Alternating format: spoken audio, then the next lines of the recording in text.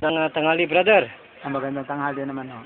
Welcome on board po sa ating programang ito, sa ating pagraradyo, sa programang ito ni Brother Tony Falcon, ang CBS DWAD 98 Kilohertz News AM. Ano pong tinawag at nilapit sa ating programang ito, Lingkod Bayan? Anong nangyari po sa inyong mga... Ako mas masakit ang katawan. Masakit po ang katawan? Yung mga kamay-kamay po. Tuhod, kamay. So, nasaan na po yung pananakit at panlalamig ng katawan ninyo ngayon?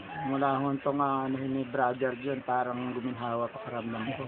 Lalo na po ka-init na parang bulkan ng katawan ninyo?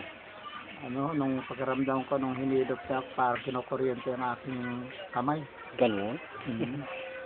So, sige po, magpakilala po tayo sa buong mundo at sa ating bansang Pilipinas at magbigay pugay. Ano po ang totoong pangalan sa ating buhay, brother? Ako po si Jaime Rolyoco. Ilang taong gulang na yan, brother? Ako, 56 na. So, ilang taon na po kayong nagme-maintenance ng mga gamot na yan, tableta?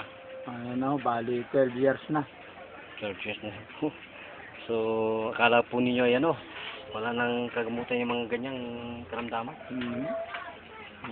Meron pa ho pala. So, kailangan po pala naniwala ka po doon na pwede nating ma-replicate or ma-duplicate yung ating lying cells. Yung pong mga immune system defense natin sa katawan. Nawawala. Yung mga pumapatay ng mga parasite, yung mga surveillance sa cells natin.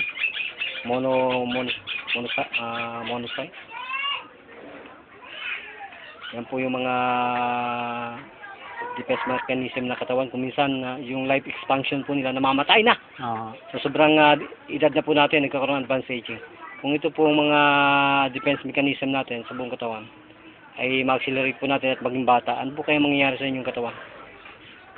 Kung mamamatay ang katawan pag Pag hindi po na-activate yun, po.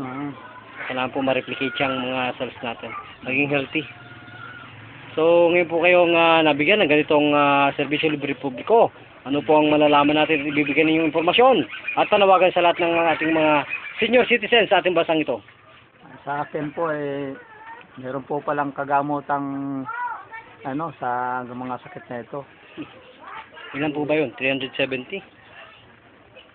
Ilan po ba yung nagagamot na yan?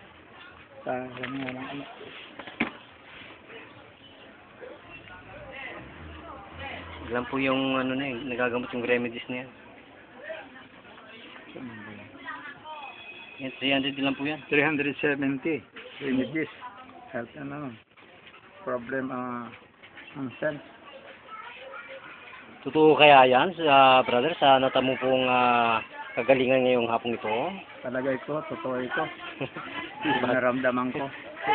Totoo pala. Ayan po. Kaya po kayo binibisita ng ating bidang-bida at batang-bata na host, si Brother Tony Falcon ng Lingkod Bayan. So, nasa inyo po lahat ng pagkakataon para po manawagan at magpasalamat sa ating programang ito, Lingkod Bayan. Sige po. Tinatawagan ko yung mga medyo may edad na. Patingin na kayo kay Brother John. Bakit po naman? Kapatid paniwala po ba yan? Para ho maramdaman niya yung kanyang ginawa sa akin.